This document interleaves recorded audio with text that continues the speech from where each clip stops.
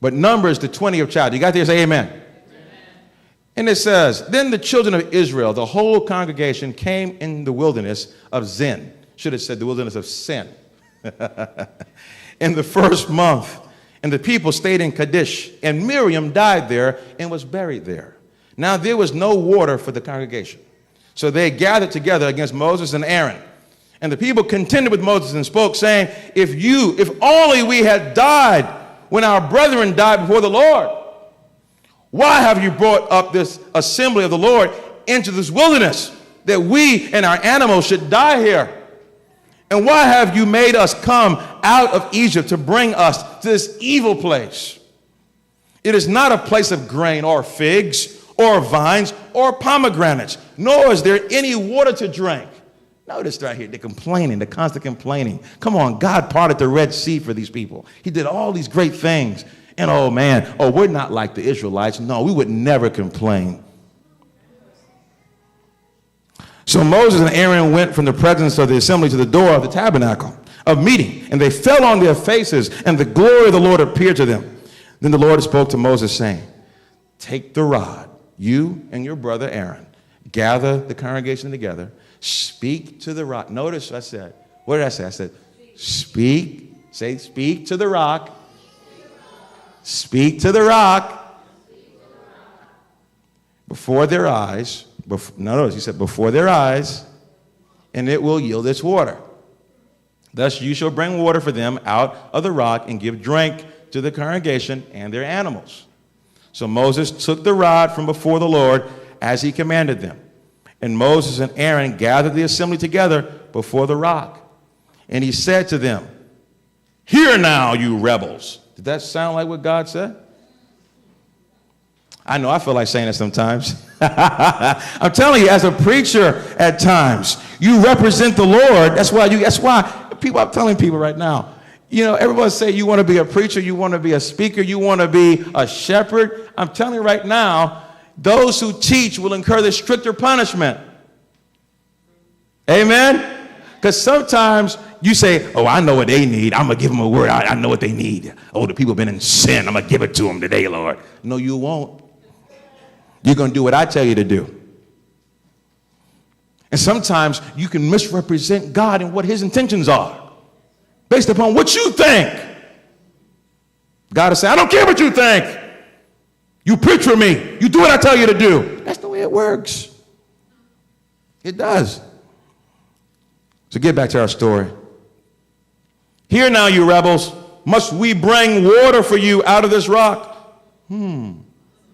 I thought that God was actually going to do something with that rock. But what did he say?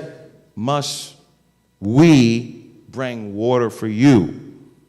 Now, you notice right here, Moses is totally out of character. Moses is one of the most humble men, in history. But notice right here, these people, he is to his wits' end. How much more does God have to prove himself to you? How much more does he have to do? And now he's getting angry, and he's starting to get out of character. Be careful about anger, how it gets you out of character. Be careful, because the devil is used. The devil, write this down, he's an expert with the human condition. He's an expert in the flesh. That's why when you're in the flesh, that's the only way he could defeat you. That's why it says walk in the spirit and you won't fulfill the lust of the flesh. So the devil can get you in the flesh. That's how he knows he can defeat you. If he can get you mad, he can get you unthankful, ungrateful. No, we said gratefulness, right? If he can get you in those ways right there, if he can get you complaining, if he can get you complaining about your job, if he can get you complaining about your house, get you complaining about your kids, complaining about work, and all these different things, he's saying, oh, good, you're right now on my level. All right. I got something to work with. That's what Jesus said when he was getting ready to go to the cross in the Garden of Gethsemane. He said, the prince of this world is coming, but he has nothing in me. See, when an enemy comes to tempt you, he's looking for something to draw from. You don't give him anything to draw from. Amen? But Moses right here, hey, It happens to the best of them. And Moses is the best of them right here. This man was humble all of his life. He even said when he first got called, hey, I can't even speak, Lord. I can't do this stuff. Even though he was educated in the house of Pharaoh. He said, I can't do this. He go, take your brother Aaron. Take your brother. So he's a humble man, but now he's out of character. You see, many times when the enemy's attacking you, you become out of character. You yield to it. So he says, must we give you water to drink from this rock? Then Moses lifted his hand and struck the rock twice. I can see you striking the rock once, you little man, but he did it twice. With his rod, and water came out abundantly, and the congregation and their animals drank. Then the Lord spoke to Moses and Aaron, because you did not. Now, a lot of people, I remember Janice asked me this question not too long ago. A lot of people, this is highly debated sometimes. What was the sin of Moses? What happened right here? Well, clearly we can see some disobedience. We can see some taking of God's glory. Must we give you water to drink? But it's important to look at what God said. Look at what God said right here. This is very important. Then the Lord spoke to Moses and Aaron, because you did not believe me. You did not believe me. In Hebrews, the writer of Hebrews picked it up. Examine yourself to see whether or not there's an evil heart of unbelief departing from the living God. Now, Moses had intimacy with God. He was there. God even said, I talked to Moses face to face. When Miriam and Aaron said, hey, we're somebody too. We're prophets as well. Come on, what about us? God gave Miriam leprosy and told her to hang outside the camp for a while. He said, Moses, I talked to face. Moses should have known better. He knows to reverence God. He knows about the glory of God. He knows about all these different things. But he's allowing right now the anger to get to him.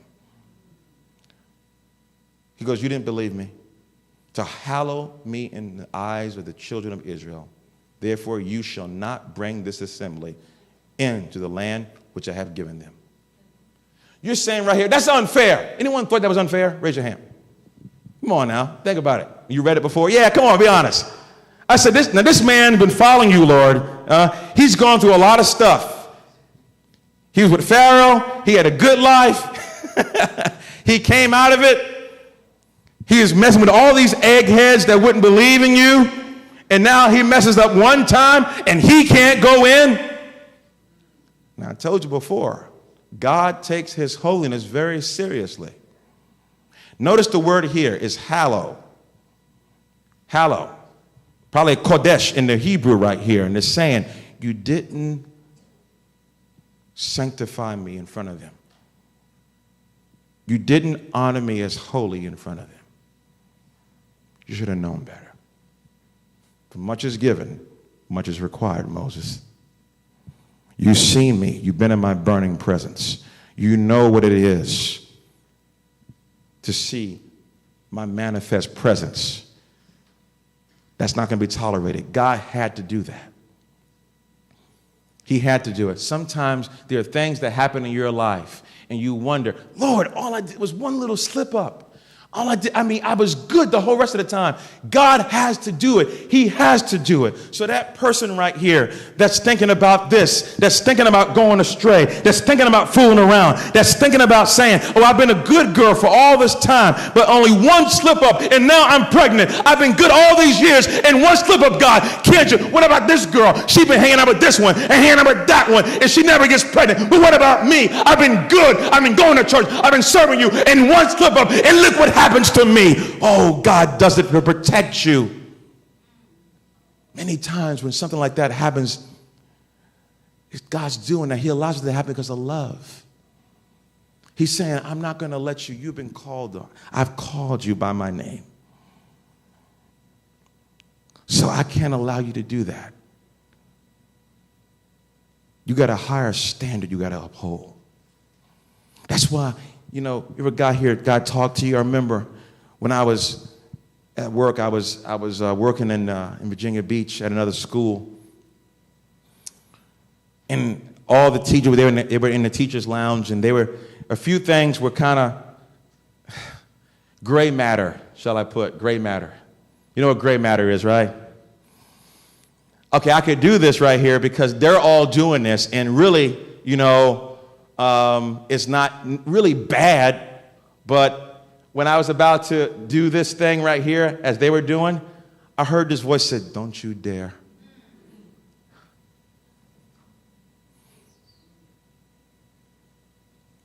Because you know better. The times in my life, I've heard that voice so many times. And the times when I didn't obey it, boy, I got in trouble right away. Because when you're called out by God for a purpose, he's not going to let you ruin your life. He'd rather you face the consequences for that thing right now than to go on and try to perpetrate and try to make people think you're one way when you're not that way. Because he wants to deal with it swiftly so that you don't continue to operate it in your life and then get far away from him. Everyone understand what I'm saying right now? I remember the story that stuck with me when I was younger. I had to have this happen. I was given an assignment to take my brother and this other kid to a Carmen concert in Fayetteville, North Carolina. And this mom was really praying for her son. I never got over this.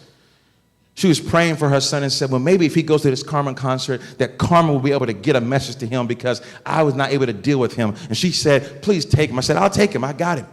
So I drove with a friend of mine from high school who at times was a little shaky, but she was going to the concert and taking her kid. And so when I got in the car, she told me, well, I don't have my license. I said, you don't have your license? I have it, but, right now it's kind of suspended but I'm getting it back though, but it's going to be all right. It's not, I'm like going, it's going off in my head, I should have said, I'll drive. And then I started to reason. I started to say, well, you know what? It's not my car, and I'm not comfortable in this car, and I don't want to wreck it. That wouldn't look good if I wrecked the car. It's not my car. And then I started, reason. Martin Luther said that reason is a whore looking for her many lovers. It just goes on and on and on. When God's telling you the right thing, and then reason starts to go in your mind. Well, I could do this. I could do that. Yeah. And I thought about it. And as soon as we get down the road, kids are excited. And I got this kid with me, my brother, and her son. She's driving. Oh, no, I see some lights ahead of us. For some reason today, the police are just pulling everybody over, checking for licenses. Why they got to do it today? That road, they never check for stuff like that. Why today? So I get them going, well, maybe you could slide under me or something like that. Oh, that wouldn't look good. Oh, my goodness, no. And I'm sitting there going, ah. And he goes, oh, wait right here. You don't have no license? You pull over to the side right here. Wait for a little bit. We waited for about 35, 40 minutes. We finally got on the road, and I did what I was supposed to do. Got in the car. I started driving. We get to Fayetteville. It's totally packed out. We couldn't get in. The doors were closed. Then, as a consolation prize, I said, well, let's go get some pizza, hang out. We can try to make some kind of night of it with the kids. But the saddest thing, the toughest thing for me is going back to that lady who was fasting and praying for her son to go there. And what I did that day, that stuck with me as a young man. You didn't obey my voice. You heard me say to take the wheel right there. You'd have been there at that concert. And I prayed that God would give him another opportunity, and I prayed about that, and I trust that he's serving God right now. But at the same time, I never got over that because I knew better and I didn't obey. Most of us know better already. We know better. You are used to hearing the voice of God. There's no excuse. Amen? Another story that I wanted to share with you. So before I get to that, Moses' issue right here, yes, it was disobedience, but Moses did not reverence God's holiness. That's the part that I'm saying, because God said, you did not hallow me in front of the people. God takes his holiness very, very seriously. And the word is Kadesh, and it says to set me apart, to observe me as holy, to honor me. But notice that God still honored Moses. Water still came out of the rock.